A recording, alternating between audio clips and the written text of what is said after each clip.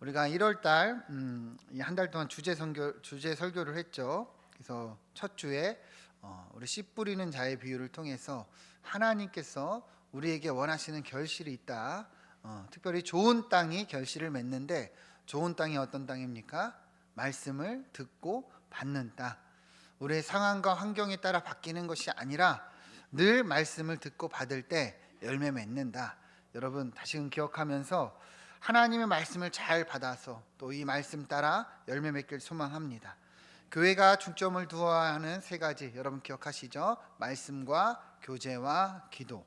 우리가 셋째 주에는 우리 인간의 정체성, 하나님이 얼마나 귀하게 만드셨는가, 하나님의 형상으로 부으셨다. 특별히 우리가 하나님 안에 있을 때 이 가치가 있다. 그래서 넷째 주에 하나님 안에 거하는 이 중요성, 포도나무와 가지를 통해서 나누었죠.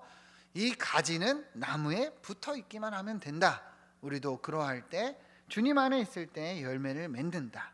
그리고 지난주 마지막 실천적인 측면으로 예수님께서 제자들의 발을 씻겨주신 이 내용을 보면서 주님이 우리에게 가르쳐 주시고 또 보여주신 섬김이 무엇인가, 낮아지고, 그죠?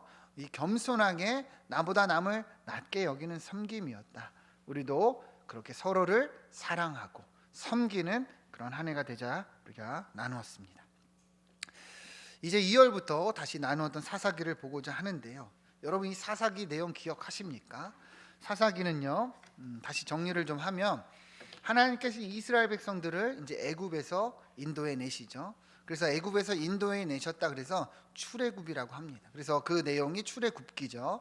그리고 이스라엘 백성들이 광야에서 40년을 살다가 이제 하나님께서 약속하신 땅, 이 가나안 땅으로 들어갑니다. 이 내용이 바로 여호수아서예요. 그래서 여호수아가 이스라엘 백성들을 이끌고 이 가나안 땅을 정복하고 또 이 땅을 분배하는 내용이 여호수아서입니다. 그럼 사사기는 어떤 내용입니까? 이후에 이어지는 바로 내용이죠. 그래서 이스라엘 백성들이 가나안 땅에 정착을 했어요. 근데 이제 풍요로움과 이제 하나님의 축복을 경험하면서 어떻게 되는 거예요? 변질되는 거예요. 특히나 가나안 민족의 영향을 받습니다. 이들의 문화를 따라갑니다. 이방신을 섬기기 시작합니다. 그러면서 하나님께 징계를 당하고, 그때서야 회개하고 돌아오면 하나님이 사사들을 세워서 이제 구원해 내시는 내용이 이제 사사기예요. 이게 계속 반복이죠. 그래서 사사기에 우리가 여러 사사들을 보았습니다. 온니엘, 에훗, 드보라, 기드온, 그리고 입다와 같은 그런 사사들을 우리가 나누었습니다. 여러분 기억하시죠? 그래서 오늘은 이제 삼손에 대한 이제 내용입니다. 새로운 사사 삼손.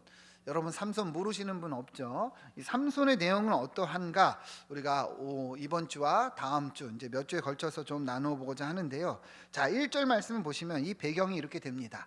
자, 이스라엘 자손이 다시 여호와의 목전에 악을 행함으로 하나님이 이들을 40년 동안 블레셋 사람의 손에 넘겨주셨다, 이렇게 얘기를 합니다. 전형적인 사사기의 반복이에요. 자, 평안함을 누리면 다시 변질되고 하나님을 멀리하고 이방신을 섬기다가 이제 압제를 당하게 되는 건데, 자, 오늘 본문에서도 그러한 이 반복이 또 이제 시작이 된 거예요. 그런데 오늘 말씀에서 특이한 것이, 자, 이스라엘이 그렇게 하나님께 징계를 당하면 기존의 사사기 패턴은 어땠습니까? 이제 하나님께 회개하고 돌아왔죠, 그죠? 그러면 이제 사사들을 세워서 구원을 이제 해주셨는데 오늘 본문 이 1절과 뒤에 이어지는 내용을 보면 기존의 사사기와 많이 다른 것이, 이스라엘 자손이 분명하게 40년 동안 블레셋 사람의 손에 압제를 당했어요. 근데 이 본문과 이어진 내용을 보면 이전과는 다르게 하나님께 돌아오는 내용이 없어요. 분명히 하나님께 징계를 당하고 그리고 이제 얻어맞으면 이스라엘이 돌아왔거든요. 근데 돌아오지 않는 거예요. 여러분 이것이 무엇을 의미하느냐? 그러니까 이제는 시간이 흐르고 이스라엘이 이제 타락하다 이제는 고난을 당하고 압제를 당해도 하나님을 찾지 않는 그런 시대가 되었다는 거예요. 그러니까 타락하다 이 지경까지 왔다는 거예요. 이제는 어려워도 힘들어도 하나님을 찾지 않는, 정말 이 불신자들과 같은 그러한 지경에까지 이르게 되었다는 겁니다. 여러분 이해가 되시죠? 이 삼손의 이 배경이 이렇게 되는 거예요. 자, 그래서 이 내용은 사사기 2장 10절, 이 내용이 사사기의 서론을 떠올리게 하는데 우리 같이 한번 읽어보겠습니다. 시작. 그 세대의 사람도 다 그 조상들에게 돌아갔고 그 후에 일어난 다른 세대는 여호와를 알지 못하며 여호와께서 이스라엘을 위하여 행하신 일도 알지 못하였더라. 아멘. 여러분 잘 따라오세요. 이 사사기의 서론을 보면 이렇게 결론을 내리거든요. 그러니까 오늘 본문의 배경과 어떻습니까? 동일한 거예요. 이제는 이스라엘이 타락하다 하나님을 알지도 못하는 다른 세대가 되어서 왜 고난을 당하고 왜 역경을 당하는지조차 하나님께 나오지 못하는 이 지경에까지 이르렀다는 것이죠. 자, 그래서 2절 말씀 보시죠. 그래서 2절 말씀은 보면 이렇게 얘기를 합니다. 자, 한 부부에 대해서 얘기를 하는데 소라 땅 단 지파 가족 중에 마노아라는 이름 나는 자가 있더니 그의 아내가 임신하지 못함으로 출산하지 못하더니 이렇게 얘기합니다. 이 배경에 이어져서 한 사람 마노아에 대해서 얘기를 하는데 그의 아내가 임신하지 못하여 출산을 못했다 이렇게 얘기를 합니다. 사실 이것은 이 부부의 문제만 아니라 이스라엘 현재의 이 상황을 상징적으로 나타나는 건데요. 무슨 말이냐? 여러분 한번 생각을 해보세요. 부부가 결혼을 했는데 아이를 낳지 못하면 여러분 이 의미가 무엇이 되겠습니까? 이 가문이 이제 이어지지가 않는다는 것이죠. 다시 말하면 어떻게 보면 미래가 없는 그런 삶이라는 거예요. 오늘날에는 이제 우리가 이제 결혼해서 많은 이제 젊은 부부를 보면 오히려 이제 계획을 해서 자녀를 낳지 않는 그런 부부들이 많아요, 그죠? 그리고 뭐 자녀가 없다고 하는 것에 대해서 뭐 특별히 이것을 이상하게 여기지 않는 시대지만 사실 근데 그것 때문에 나타나는 문제가 지금 우리가 겪고 있는 거잖아요, 그죠? 저출산 시대여가지고 우리나라의 미래가 정말 어둡다고 계속 그렇게 전망을 합니다. 근데 이 사사기 때는 더욱더 그러했어요. 자녀를 낳는 것을 굉장히 중요하게 생각해서 자녀를 많이 낳는 것을 축복으로 여겼고 그리고 자녀를 낳는 것이 당연하게 여겼어요. 그래서 자녀를 낳지 못하면 어땠느냐? 굉장히 고통스러워했죠. 구약의 내용을 보면 자녀를 낳지 못했던 리브가나 라헬이나 한나와 같은 여인들이 정말 괴로워했던 이유가 거기에 있는 거예요. 자녀를 낳아야 했기 때문이죠, 그죠? 그게 굉장히 중요한 일이었어요. 근데 오늘 본문에서 이 마노아가 이 아내가 자녀를 낳지 못한다 이런 의미가 무엇입니까?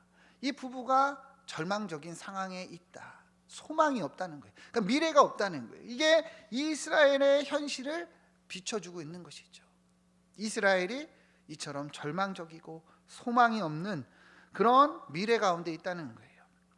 근데 이제 오늘 말씀을 잘 보시면 이러한 현실 가운데 하나님이 개입하시고 역사하신다는 거거든요. 3절 말씀 보시죠. 여호와의 사자가 이 여인에게 나타나 말합니다. 보라, 너가 원래 임신하지 못해서 출산하지 못했지만 이제 임신할 거야. 그래서 아들을 낳을 것이다 이렇게 이야기를 합니다. 그러니까 하나님께서 개입하셨죠. 이 부부에게 말씀하셨어요.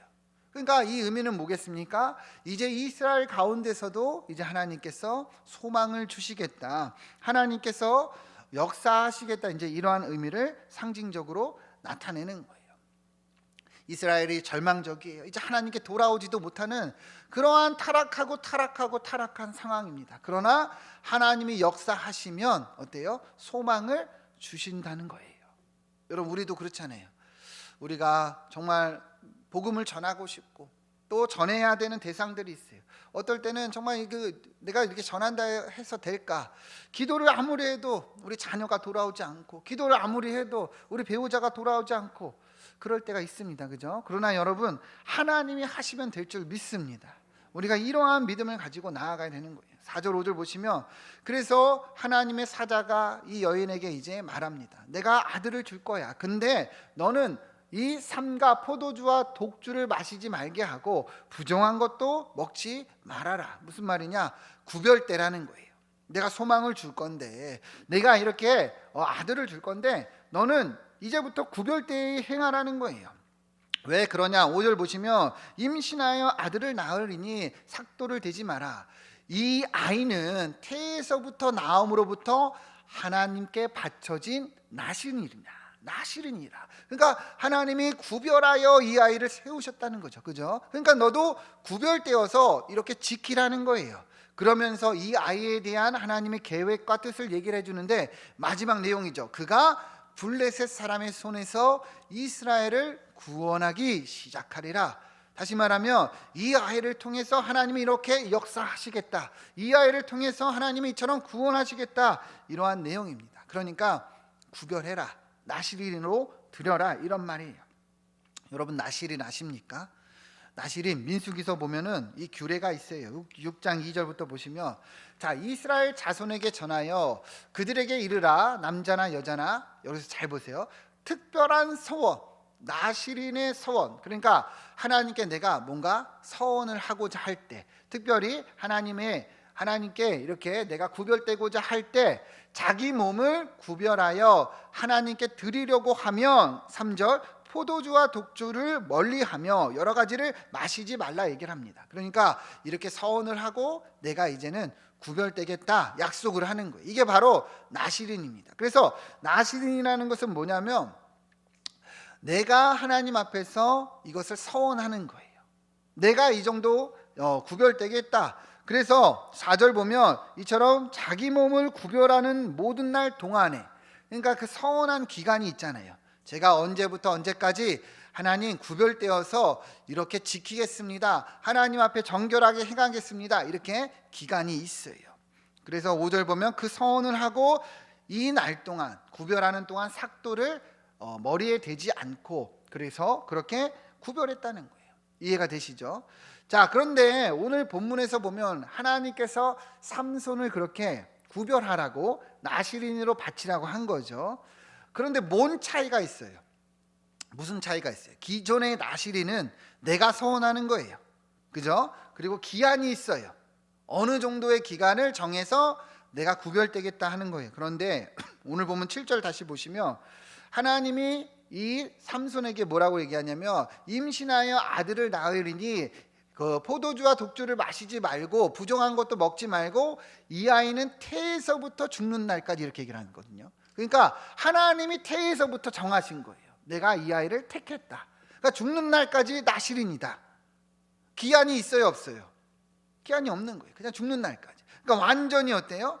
구별된 거죠. 그러니까 이 삼손을 하나님이 얼마나 특별하게 부르셨는가. 나실인 중에서도 나실인인 거예요. 여러분, 이게 보이십니까? 네. 여러분, 예레미야서 1장 4절 5절 말씀 보시면 예레미야도 이랬거든요. 하나님 말씀이 이만이라, 내가 너를 모태에 짓기 전에 너를 알았고 배에서 나오기 전에 너를 성별하였다, 구별하였다. 그래서 내가 너를 여러 나라의 선지자로 세웠다, 이렇게 얘기합니다. 그러니까 예레미야처럼 하나님께서 정말 특별하게 이 삼손을 부르시고 택하셨다는 것을 알 수 있는 것이죠. 그러니까 이 의미가 얼마나 큰 겁니까? 이스라엘에게 지금 절망적이에요. 소망이 없어요. 완전히 그냥 정말 바닥을 기고 있습니다. 그러니까 하나님께서 특별하게 이 삼손이라는 아이를 통해서 이 이스라엘을 구원하시겠다, 소망을 주시겠다 말씀하신 거죠. 그래서 이 아이의 이름도 이런 의미를 가지고 있어요. 24절 20절 보면 여인이 아들을 낳음에 이름을 뭐라고 지었습니까? 삼손. 여러분, 삼손의 뜻이 무엇입니까? 삼손. 어떤 분은 손이 세 개라고 얘기를 하는데, 삼손은 뭐예요? 원래의 뜻은요, 히브리어로 보면 태양이라는 세메시와 이 작다라는 이 온이 합쳐진 단어예요. 그래서 작은 태양이라는 뜻입니다. 잘 따라오세요, 여러분. 자, 그러면 여러분 한번 제가 이렇게 얘기를 해볼게요. 그러면 이 뜻이 무엇이냐? 여러분, 태양이 떠올랐다. 그러면 여러분이 희망적인 느낌이 듭니까? 절망적인 느낌이 듭니까? 당연히 희망적인 느낌이죠. 태양이 떠오른 건 뭐예요? 이제 어둠이 사라지고 빛이 비친다는 거죠. 작은 태양이란 뜻이 무슨 의미인지 아시겠습니까? 하나님께서 이 부부에게 뭘 얘기했어요? 이 아이를 통해서 블레셋에서 구원할 거야. 내가 이 아이를 통해서 역사할 거야. 그러니까 이 민족에게 대한 소망이고 이 부부에 대한 소망이에요. 작은 태양. 그러니까 여기에 상징적인 의미가 있는 것이죠. 그러니까 하나님께서 얼마나 이 삼손이라는 아이를 통해서 일하시고 또 하나님께서 역사하실지 말씀하고 있는 것이죠. 그래서 이 4절 보면 삼손이라 짓고 여호와께서 그에게 복을 주셨다 이렇게 얘기를 하죠. 그래서 하나님께서 이 아이에게 복을 주시더니 그 다음 절 보면 이제 에스다올, 소라와 에스다올 사이 마다에서 여호와의 영이 그를 움직이기 시작하셨다 얘기를 합니다. 그러니까 하나님의 역사하심이 이 아이를 통해서 시작되었다는 거예요.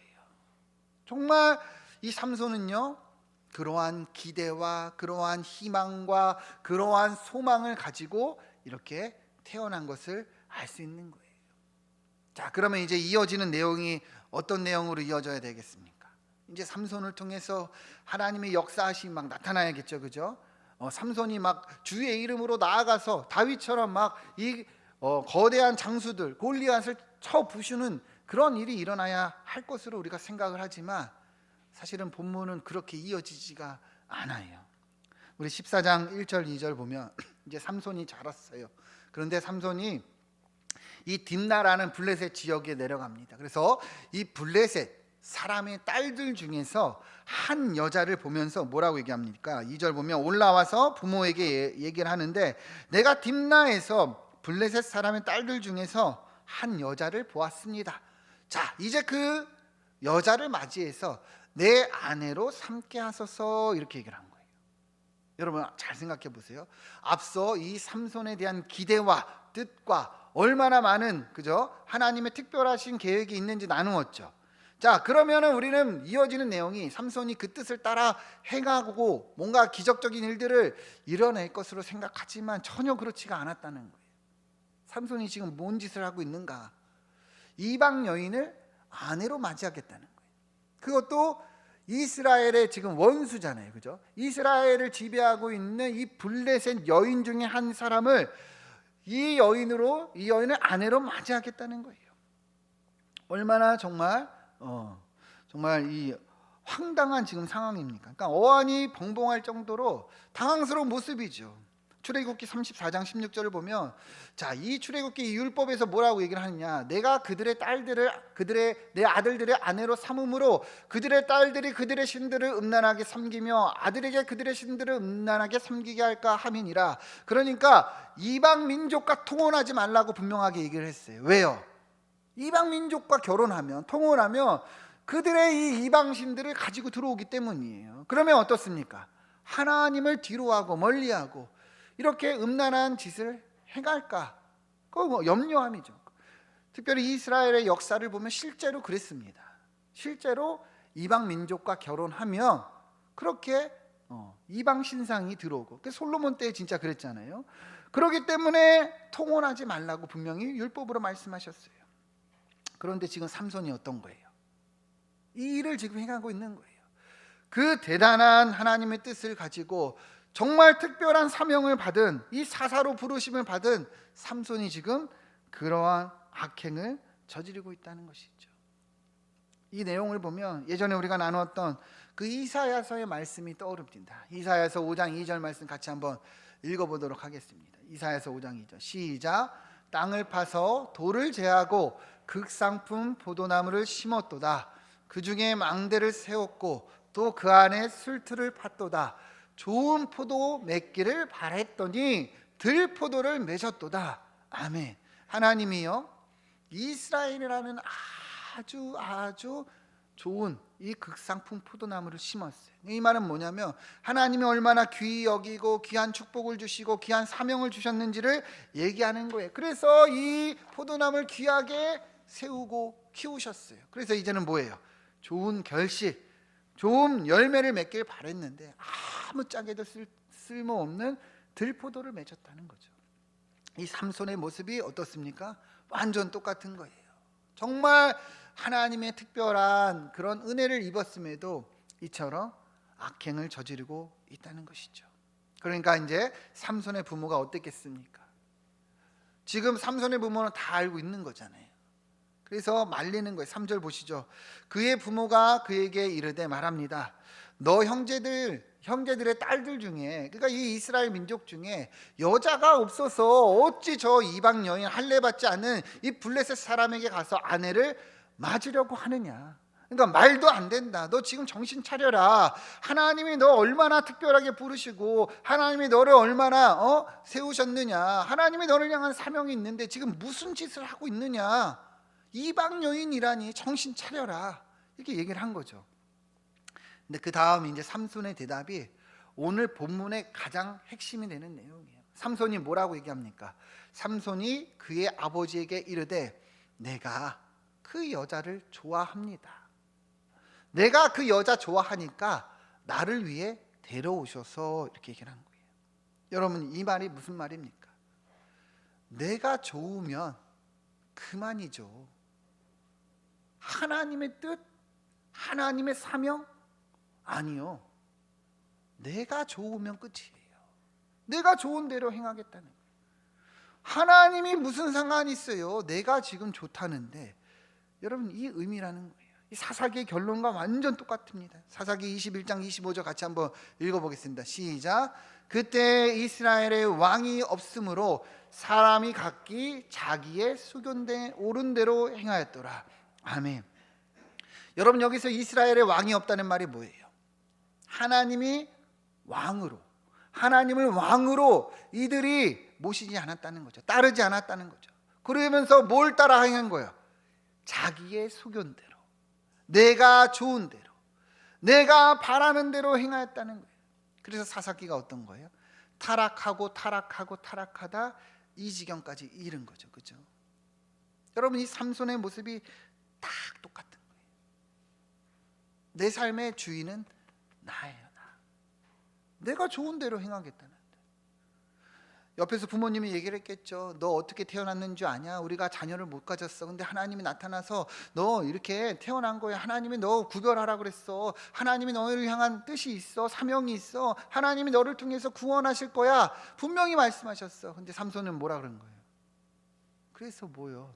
나는 내가 원하는 대로 살겠어요. 나는 이 여인이 좋아요. 하나님이 말려도 내가 좋으면 그만이에요. 이런 의미라는 거예요. 여러분, 오늘 우리가 이 부분을 정말 묵상해 보면 좋겠습니다. 우리는 어떠냐는 거예요. 우리는 어떠냐는 거예요. 여러분, 삼손은 아주 특별하게 태어났죠. 그죠? 특별한 계획이 있었죠. 아주 특별하게 하나님이 모태에서부터 택하셨어요. 근데요, 에베소서를 보면요, 바울은요, 우리가 그렇다고 얘기를 합니다. 에베소서 1장 3절부터 보시죠. 찬송하리로다 하나님 우리 주 예수 그리스도의 아버지께서 그리스도 안에서 하늘에 속한 모든 신령한 복을 뭐라고 얘기합니까? 우리에게 주셨다. 하나님의 신령한 복, 하늘의 복을 주셨는데요, 그게 뭔지 아십니까? 4절 보시죠. 창세 전에 그리스도 안에서 누구를 택하셨어요? 우리를. 여러분 잘 보세요. 삼손은요, 어머니의 모태에서 택하셨어요. 우리는 언제? 모태도 아니에요. 창세, 세상이 만들어지기 전부터 하나님은 우리를 택하셨다는 거예요. 5절 보시죠. 그 기쁘신 뜻대로 우리를 예정하셨다. 여러분, 삼손과 비교가 됩니까? 안 됩니까? 비교도 안 되죠. 그래서 자기의 아들들이 되게 하셨다는 거예요. 그러면서 우리에게 뭘 말씀하시냐? 6절. 이는 그가 사랑하시는 자 안에서 우리에게 거저 주시는 바, 이러한 축복을 그냥 주심으로 무엇을 말씀하시는가? 그의 은혜의 영광을 찬송하게 하려는 것이라. 아멘. 하나님이 왜 우리에게 이러한 축복을 주셨는가? 주님을 찬양하고 주님께 영광 돌리게, 그렇게 살게 하기 위해서 부르셨다는 거예요. 근데 여러분, 우리는 어떻습니까? 이 삼손의 모습을 보며 너무 미련하다, 이 삼손의 모습을 보면 왜 저럴까? 여러분 그렇게 생각하십니까? 그렇다면 우리 스스로를 돌아봐야 되는 거예요. 삼손이 어떻게 행했어요? 내가 좋은 대로, 내가 바라는 대로, 내가 보기에 좋은데 내가 아내로 맞이하겠다. 하나님의 뜻과 하나님이 원하시는 것은 중요하지 않은 거예요. 여러분, 우리는 그렇게 살고 있지 않냐는 것이죠. 이 사사기의 결론처럼 그때 이스라엘의 왕이 없으므로 각자 각기 자기의 소견대로 옳은 대로 행했다. 여러분, 우리가 예수를 믿는다, 하나님을 믿는다 말하지만 정작 우리가 어떤 상황에서 결정할 때에는 내가 원하는 대로 여러분 살고 있지 않냐는 것이죠. 정말 여러분의 삶의 주인이 누구십니까? 정말 우리의 삶의 왕이 누구시냐는 거예요. 여러분, 예수를 믿는다는 것은 그분을 나의 구주로 영접한다는 거예요. 그분이 나의 삶의 주인이고 우리가 그분의 다스림 아래 거한다는 거예요. 여러분, 우상이 무엇일까요? 우상이 다른 것이 아니에요. 우리가 어떤 신상을 만들어 놓고 바알과 아세라를 섬기고 그 신상 앞에 절하고 섬기는 것이 우상이 아니라 우리의 삶의 모든 것이 하나님보다 앞서면 그게 우상입니다. 여러분, 반드시 들으셔야 돼요. 내가 하나님보다 앞서면 내가 우상이에요. 내가 잘 되기를 하나님의 뜻보다 앞서면 그것이 우상이라는 거예요. 하나님이 아니라 내 행복을 추구하고 살아간다면 여러분, 그게 우상이라는 것을 반드시 깨달아야 돼요. 이것이 삼손의 모습이에요. 내가 좋은 대로 사는 거예요. 믿는 건 믿는 것이고 그래도 내가 좋은 대로 산다. 이것이 결국에는 삼손의 모습이라는 거예요. 하나님께서 이처럼 우리를 귀하게 부르시고 택하셨음을 여러분 이 시간 깨닫기를 소망합니다. 삼손이 특별한 게 아니에요. 우리는 비교도 할 수 없을 정도로 특별하고 특별하게 부르심을 받았습니다. 그러면 우리는 어떻게 살아야 되는 거예요? 이제는 그 하나님의 뜻을 따라 살아가야죠. 그의 영광과 그의 은혜를 찬송하게 하려 하심이라 분명하게 말씀했잖아요. 그것을 우리가 돌아보며 깨달아야 한다는 것이죠. 전도서 12장 13절 말씀 같이 한번 읽어보겠습니다. 시작. 이래 결국을 다 들었으니 하나님을 경외하고 그의 명령들을 지킬지어다. 이것이 모든 사람의 본분이니라. 아멘. 여러분, 이 전도서는요 누가 기록을 했습니까? 솔로몬이 기록을 했어요. 솔로몬은요 인류 역사상 가장 지혜로운 사람이에요. 하나님이 지혜를 주셨습니다. 그리고 정말 가장 큰 부귀와 영광과 명예를 누렸던 사람이죠. 얼마나 젊었을 때 이러한 삶을 살았는지 몰라요. 모든 이방 여인을 막 아내로 다 맞이하고 정말 부귀와 이 풍요를 누렸던 사람입니다. 근데 이 전도서는요 솔로몬이요 자신의 노년에 기록한 이 성경이거든요. 근데 돌아보니까 뭐라고 얘기를 하느냐, 헛되고 헛되니 다 헛되도다. 전도서에서 이 헛되다만 39번을 썼어요. 여러분 생각을 해보세요. 솔로몬이 얼마나 부귀 영화를 누렸습니까? 얼마나 똑똑한 사람입니까? 근데 돌아보니까 뭐라는 거예요? 헛되다는 거예요. 헛되다는 거예요. 그러면서 이렇게 결론을 내린 게 이 구절이에요. 일의 결국을 다 들었으니, 다시 말하면 내가 다 해봤다는 거예요. 내가 다 누려봤다는 거예요. 그런데 인생의 정답은 무엇이냐? 하나님을 경외하고 그의 명령들을 지킬지어다. 이것이 모든 사람의 본분이니라 얘기를 합니다. 간단히 얘기하면 이거예요. 하나님이 왕되는 삶을 살아라. 하나님의 뜻을 따라 살아라. 이게 사람의 본분이고 인생의 가장 결론이다. 왜 그렇게 얘기를 할까요? 내가 주인 되어 살아가서 아무리 많은 것을 누려도 결국에 허망하기 때문이에요. 근데 하나님을 경외하고 명령들을 지키면 그 말은 즉 뭡니까? 하나님 안에 사는 거예요. 그죠? 하나님의 뜻을 따라 산다는 것은요 하나님과 동행하는 삶이에요. 그때 진짜 평안과 자유와 축복을 경험하기 때문이죠. 여러분, 우리 인생이 그렇잖아요. 아무리 내가 바라는 대로 추구하고 아무리 내가 원하는 대로 여러분 답을 얻고자 해도 결국에 돌아서면 허망한 뿐입니다.